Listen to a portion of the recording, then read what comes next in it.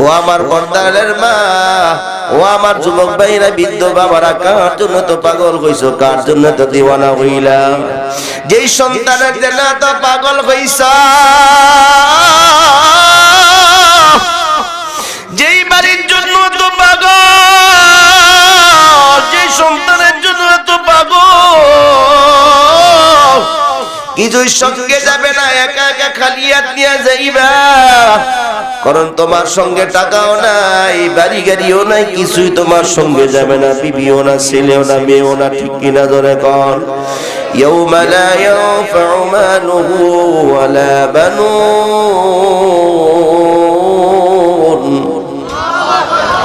ইল্লা মান আতাল্লাহা বিকলবিন সালীম।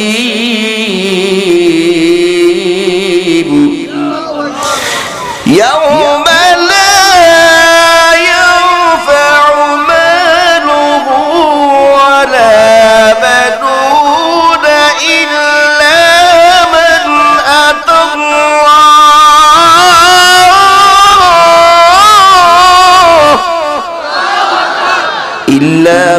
أتى الله بقلب سليم। আল্লাহ বলে ইয়াউমা লা ইয়ানফাউ মালুহু ওয়ালা বানুন, ওই দিন কোনো উপকারে আসবে না, কোনো লাভ হবে না, কোনো কাজে আসবে না তোমার সন্তান সন্ততি, তোমার বাড়ি গাড়ি, সন্তান, তোমার টাকা পয়সা, ক্ষমতা, কিছুই কাজে আসবে না। একমাত্র দেখবে বিকলবিন সালীম, তোমার এই প্রশান্ত মনটাই আল্লাহ দেখবে। জোরে বলুন আল্লাহু আকবার, আরো জোরে বলুন আল্লাহু আকবার। এরে আল্লাহর গোলাম, কিছুই সঙ্গে যাবে না, শুধু সঙ্গে যাবে ভালো একটা মা। এই অন্তরের ভিতরে কারো জায়গা নাই, এই অন্তরের ভিতরে কারো ঠাই হবে না, একমাত্র একজনকে দেওয়া লাগবে। সে হলো কি? কথা কয় না কে? আল্লাহ। এই অন্তরের মধ্যে একমাত্র আল্লাহ ব্যতীত অন্য কারো স্থান নাই, ঠিক কিনা জোরে কর। এরে আল্লাহর গোলাম, অন্ধকার কবরে ছেলেও নাই, মেয়েও নাই, বন্ধু বান্ধব নাই, আত্মীয় স্বজন কেউ সঙ্গে যাবে না। আল্লাহ তো আগেই জানাই দিয়েছেন, ওই দিন কোনো উপকার আসবে না, কোনো লাভ হবে না, কোনো কাজে আসবে না। তোমার পরিবার পরিজন, ছেলে সন্তান, টাকা পয়সা, ক্ষমতা কোনো কাজে আসবে না। এরই আল্লাহর গোলামে দুনিয়ার সম্পদ, দুনিয়ার টাকা পয়সা, বাড়ি গাড়ি দিয়ে কি হবে? অন্ধকার কবরে যে তো কাজেই লাগবে না। এরই আল্লাহর গোলাম, তোমার বাবারে যেইভাবে কবর রাখছ, ঢাকার সভা, ঢাকার মধ্যে তুমি কাজে ব্যস্ত, বাড়ি থেকে যাওয়ার সময় বাবার সাথে তুমি বিদায় নিয়ে চলে গেছো, মামার সাথে, মার সাথে দোয়া নিয়ে চলে গেলা, গাড়ির মধ্যে উঠে গেলা, তোমার বাবা তোমার নিয়ে হাঁটতে হাঁটতে গাড়ির মধ্যে উঠে দিয়ে আসলো। তোমার বাবা তোমারে বললো, বাবা নিজের শরীরের প্রতি খেয়াল রাখিস।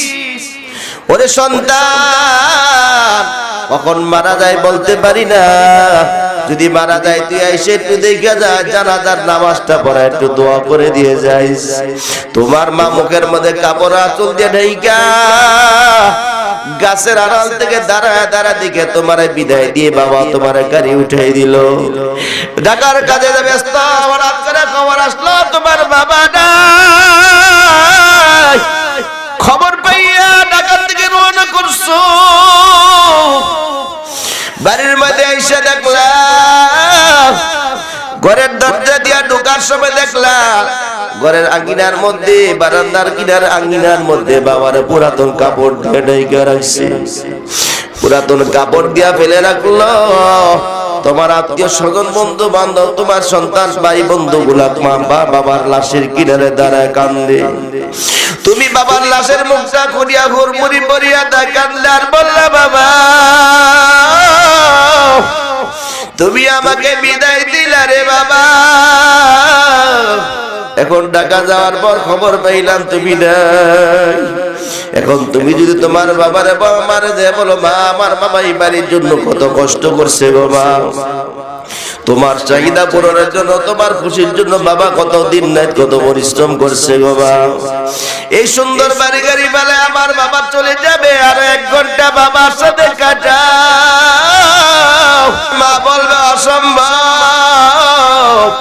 বের করে দেওয়া সম্ভব না। তোমার বাবার লাশ দেখে আমার ভয় লাগে, তাড়াতাড়ি তারে বাড়ি থেকে বের করে দাও। এরে আল্লাহর গোলাম, তোমার বাবারে জানাজার নামাজ পড়ার জন্য মশারির কালো রঙের মশারির মধ্যে ঢুকায় গোসল দিলা। জানাজার নামাজের নিয়ে ময়দানে হাজির করে জানাজার নামাজ পড়ার আগে মুখের কাপড়টা খুলিয়ে দিলা।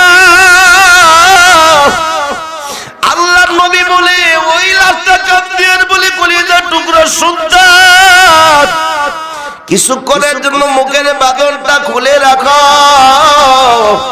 তোমরা আমাকে ভালো করে দেখালো, আমিও তোমাদেরকে ভালো করে দেখালো। আর জীবনে কোনোদিন তোমরা আমাকে দেখবা না।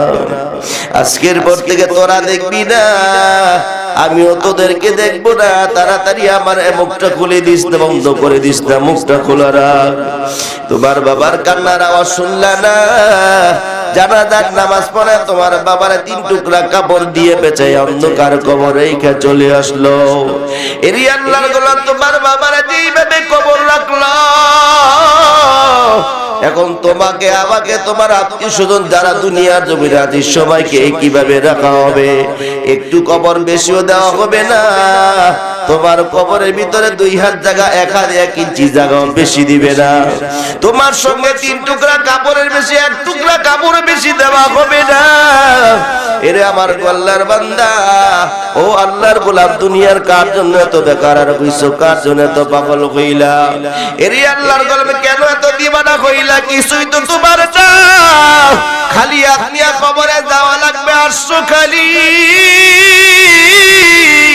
তুমি যাইবা খালি, কিছুই তোমার নাই।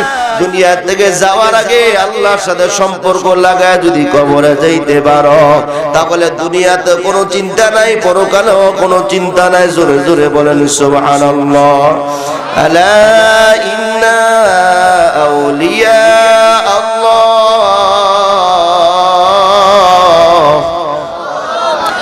لا خوف عليهم ولا هم يحزنون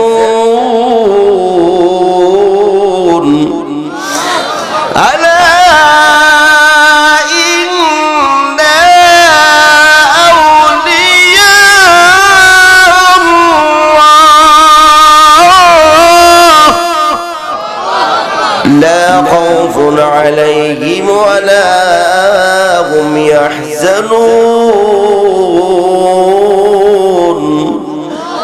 আল্লাহ জানাই দিলে আমার বন্ধু যারা হবে, আমার দোস্ত যারা হবে, আল্লাহর বন্ধু আল্লাহর ওলি যারা হয়, তাদের দুনিয়াতে কোনো ভয় নাই, পরকালে কোনো ভয় নাই। তাদের দুনিয়াতেও চিন্তা নাই, পরকালেও চিন্তা নাই। জোরে কোন আল্লাহু আকবার। আরো জোরে বলুন। বিশ্বাস যদি না হয়, আনন্দবাজার পত্রিকার মধ্যে পেয়েছিলাম পাকিস্তানের একটা ঘটনা, বলবো নি? কষ্ট না হলে বলবো। আল্লাহ আমাদের বুঝার তৌফিক দান করেন। আরো জোরে কোন আমিন। আল্লাহর গোলাম, আনন্দবাজার পত্রিকার মধ্যে পাইলাম পাকিস্তানের একটা রেল লাইনের রেল স্টেশনের জায়গার নাম হলো নিশাপুর। কিপুর, জোরে কোন কিপুর। নিশাপুরের রেল স্টেশনের মাস্টার বয়স হয়ে গেছে মোটামুটি 60-এর ওপর হবে। শরীরের মধ্যে তেমন কোনো এনার্জি নাই। সরকারি বেতন মাত্র 1500 টাকা। কত? বহু আগের কথা। 1 থেকে 150 বছর বা 200 বছর হবে। এরে আল্লাহর গোলাম, সরকারি বেতন মাত্র 1500 টাকা, সংসার চলতে তার কষ্ট হয়ে যায়। বুড়া হয়ে গেছে, কাজকর্ম নাই। চিন্তা করে কাজের ফাঁকে, এই কাজের ফাঁকে যদি অন্য কিছু করতে পারতাম সংসার চলতো। ওই সময় কাপড়ের দাম বেশি ছিল। তার ওই স্টেশনের পাশে এলাকার বিশাল বড় একটা কবরস্থান দেখা যায়। আল্লাহর গোলাম চিন্তা করলো, প্রতিনিয়ত মানুষ তো মারাই যায়, মৃত ব্যক্তির সঙ্গে কিছু থাকে না, শুধু কি থাকে? কি থাকে? এমন ভাবে সাইরুসের মুরিদ আজকেই শুনছেন, আপনাদের এলাকায় মানুষ মারা যায় না, সঙ্গে কি থাকে? কাপড়ের কাপড় থাকে কয় পিস? পুরুষ হইলে কয়টা? মহিলা হইলে কয়টা? আরো জোরে কোন। আল্লাহর গোলাম, 3টা বা 5টা কাপড় নিয়ে মানুষ অন্ধকার কবরে যায়। আল্লাহর গোলাম চিন্তা করলো রাতের বেলা আমি লাশ থেকে কাপড় চুরি কইরা ধুইয়া বাজারে বিক্রি করে যদি দেই ওই কাপড় বিক্রি করার পরে আমার কাছে কিছু টাকা আসবে। যেই চিন্তা সেই কাজ, চলতেছে কাজ প্রতিদিন করে। মানুষ মারা যাওয়ার পরে তার আনন্দ শুরু হয়। একদিন দেখা গেল এলাকার মধ্যে একটা টকবগে যুবক, অল্প বয়সের এক যুবক মারা যায়। আল্লাহর গোলাম চিন্তায় পেরেশান, যুবক মারা গেছে, কখন দাফন করা হবে, তাড়াতাড়ি দাফন করে না কেন? ওই ছেলেটা দাফন করতে যাইয়া রাত্র হয়ে গেছে, তার রাতের বেলা লোকেরা দাফন করে চলে যাইলেন। ওই টিকিট কাউন্টারে মাস্টার চিন্তা করলো রাতের বেলা হয়ে গেছে, আর একটু রাত গভীর হোক, তারপরে কবরের পাশে যাব। গভীর রাত, ওই কবরের আশেপাশে কেউ নাই। টিকিট কাউন্টারের মাস্টার টর্চ লাইট জ্বালায় আস্তে আস্তে কবরের এরিয়ার মধ্যে ঢুকছি। এখন যত ওই যুবকের কবরের কাছে যায়, ওই কাউন্টারের টিকিট কাউন্টারের মাস্টার শরীরের মধ্যে অত বেশি পেরেশান শুরু হয়ে গেছে, ভয় শুরু হয়ে গেছে। কিন্তু লোভের কারণে চিন্তা করলো কখনো তো আমি লাশের কাপড় চুরি করতে যাই, আমার তো ভয় লাগে না। এখন এই যুবকের লাশের কাপড় চুরি করতে যাওয়ার কারণে আমার কেন ভয় লাগে, কেন আমার শরীর কাঁপতেছে আর ঘামতেছে, শীতের মৌসুম কেন ঘামবে? কিন্তু আল্লাহর গোলাম বুঝতে পারে নাই, ওই কবরের কিনারে যাইয়া আস্তে আস্তে মাটিগুলা যখন সরান শুরু করে দিল, অন্ধকার রাত, কেউ ডানে নাই বামে নাই, সামনে পিছনে কেউ নাই, একা একা মাটি খুঁড়তেছি। হঠাৎ করে মাটি খুঁড়ে তাকায়, দেখলো কবরের মাটি যখন সরে যায়, কবর তো অন্ধকার থাকার কথা, কিন্তু দেখলাম যুবকের কবরের ভিতরটা দিবালোকের মতো বর্ষা হয়ে ঝলমল করতেছে। জোরে জোরে বলেন সুবহানাল্লাহ। আল্লাহর গোলাম ওই টিকিট কাউন্টার মাস্টার তাকায় দেখে যুবকের মুখের কাপড়টা একটু খোলা দেখা যায়। ওই যুবকের মুখটা খোলা, পূর্ণিমার চাঁদের মতো চেহারা ঝলমল করতেছি, আর কবরের মাটির ফাঁকা দিয়া, চাঁদের ফাঁকা দিয়া ফোটায় ফোটায় পানি যুবকের জিহ্বার মধ্যে পড়তেছে। আর ওই কবরের সাহিত্য যুবক জিহ্বা দিয়া চাটিয়া চাটিয়া পানি খায়। জোরে বলুন আল্লাহু আকবার, আরো জোরে বলুন আল্লাহু আকবার। এরে আল্লাহর গোলাম টিকিট কাউন্টারের মাস্টার এদিক সেদিক তাকায়, দেখতে পাইলো কোথাও তো ঝর্ণা নাই, নহর নাই, পানি কোত্থেকে আসে?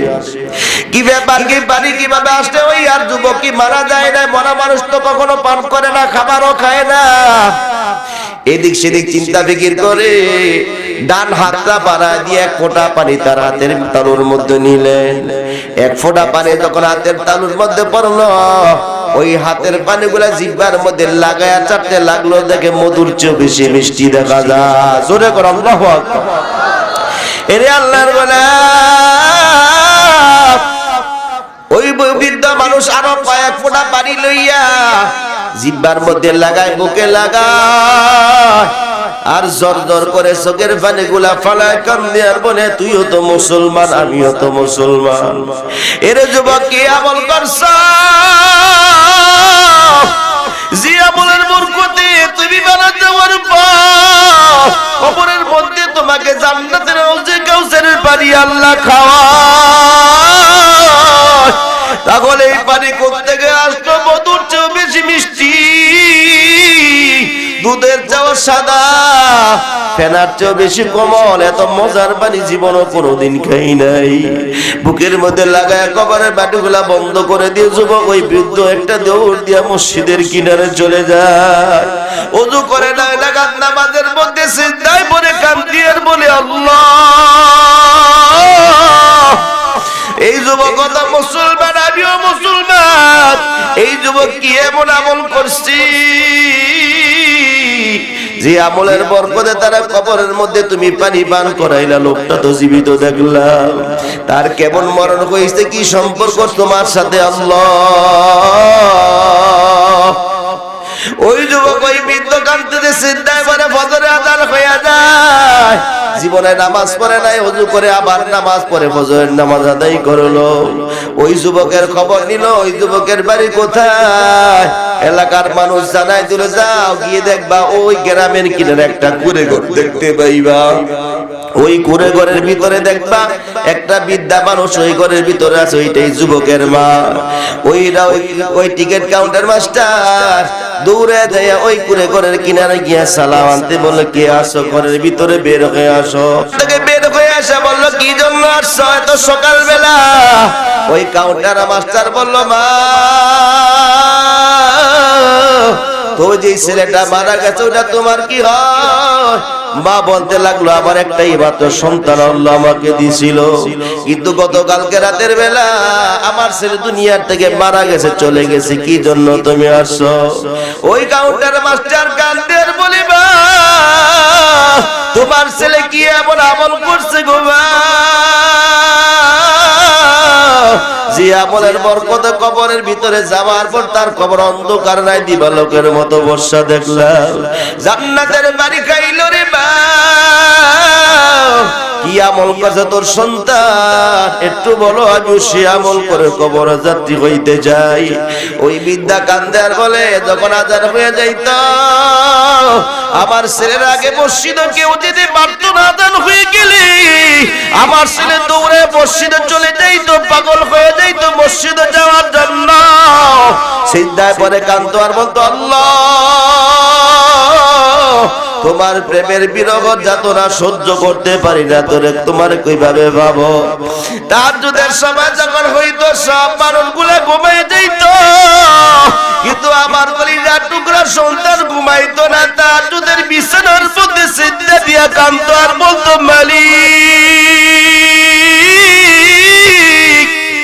কিভাবে তোরে বাবা তোমার প্রেমের যাতনা সহ্য করতে পারি না রে আল্লাহ, তোমারে আমি দেখতে চাই।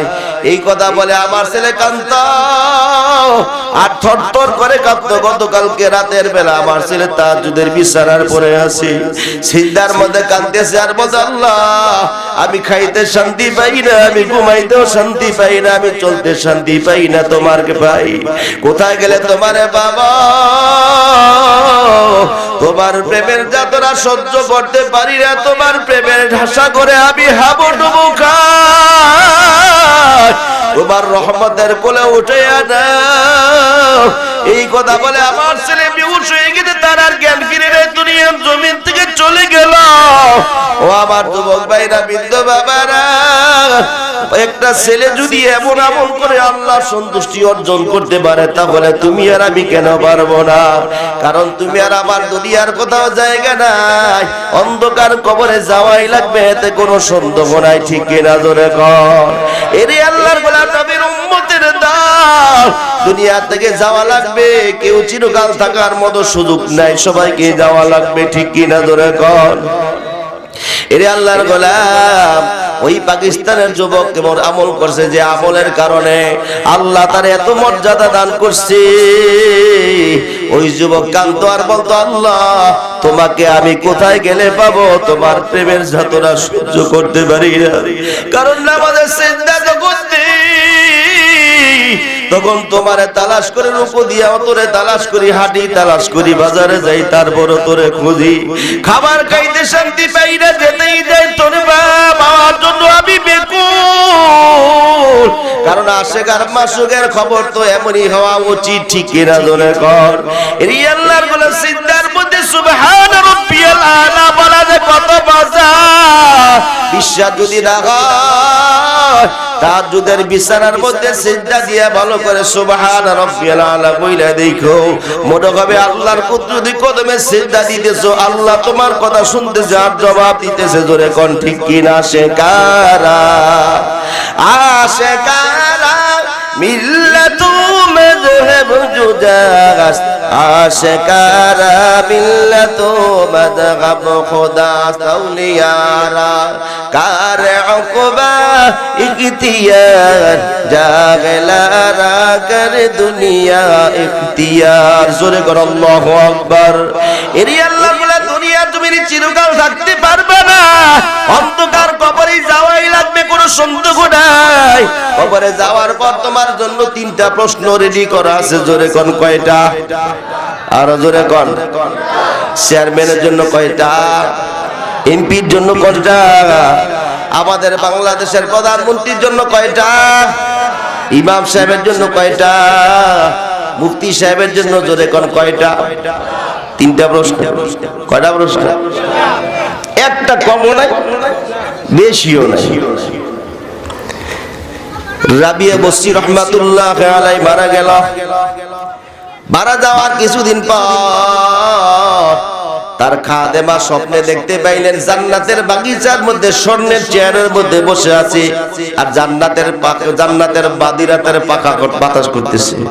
আল্লাহু আকবার বলেন। জান্নাত দেখছেন মনে আপনারা? হ্যাঁ, কেউ পাইছে? তাহলে আল্লাহু আকবার বলেন না যে মনটা এখানে আছে তো নাকি? সবার আছে? সবল আল্লাহু আকবার। আরো জোরে বল আল্লাহু আকবার। রাবিয়া বসরি রহমাতুল্লাহ আলাইহি মারা যাওয়ার কিছুদিন পর তার খাদেমা স্বপ্নে দেখতে পাইল স্বর্ণের চেয়ারের মধ্যে বসে আছে আল্লাহর বান্দি, আর জান্নাতের বাদীরা তারে জান্নাতের পাখা দিয়া বাতাস করতেছে। সুবহানাল্লাহ। জিজ্ঞাসা করলেন কি ব্যাপার? মারা যাওয়ার পর কবরের ভিতরে মুসলমানদের জন্য তিনটা প্রশ্ন। আপনাকে তিনটা প্রশ্ন করা হয়েছে, আপনি তিনটা প্রশ্নের জবাব কেমন করে দিছেন আমাকে একটু জানায় দেন।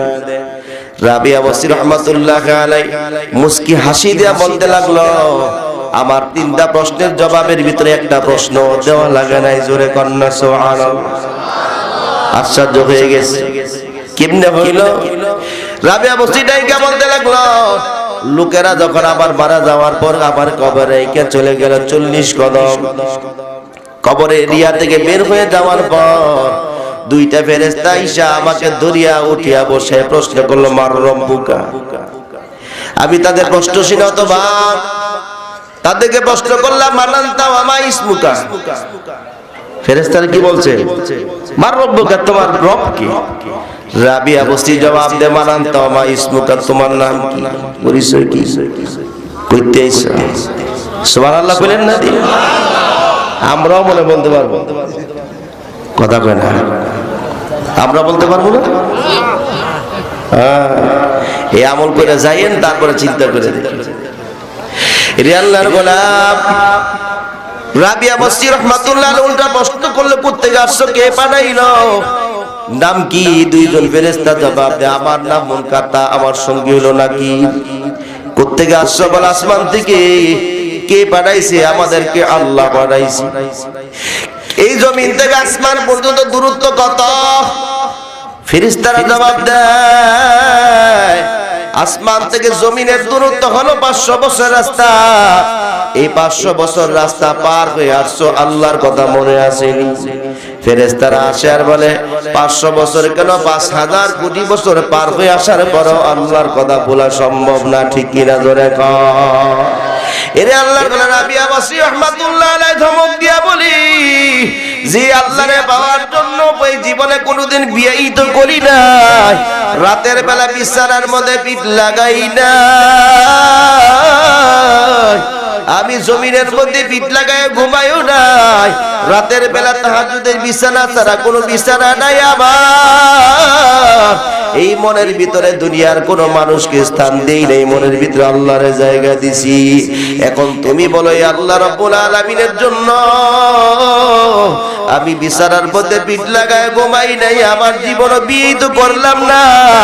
তোমরা বলো, এই জমিনের উপর থেকে 3.5 জমিনের নিচে আইসা সেই আল্লাহরে আমি কেমন করে বলিয়া যাব? তোমরা যদি 500 বছর রাস্তা পার হয়ে যদি আল্লাহর না বলতে পারো, আমি কেমনে 3.5 জমির নিচে আইসা আমি আমার মালিক আল্লাহকে ভুলে যাব কেমনে? চিন্তা করলা? জোরে বল আল্লাহু আকবার। কবর ভিতর থেকে যাওয়ার যখন সাদাকা দিহি, আমার বান্দি সত্যি বলছে, আমার বান্দির প্রশ্নের জবাব আমি নিজে দিয়ে দিলাম। জোরে বল আল্লাহু আকবার। এই জন্য বলবেন আপনার আমার রবকে, আরো জোরে বলুন কে? ইন্নাল্লাযীনা ক্বালু রাব্বুনা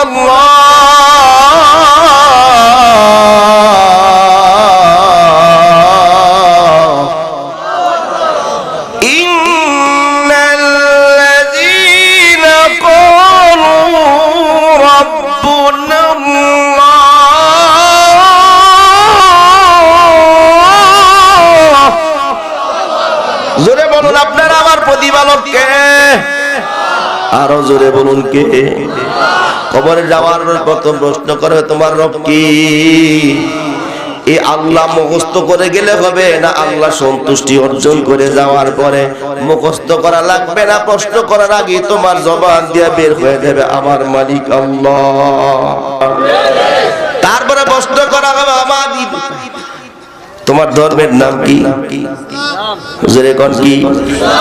আরো জোরে বলুন কি? এখন ইসলাম দিয়েই তো মুসলমান, যার ভিতরে ইসলামের পরিপূর্ণতা না সে মুসলমান। জোরে কোন কি? সে মুসলমান।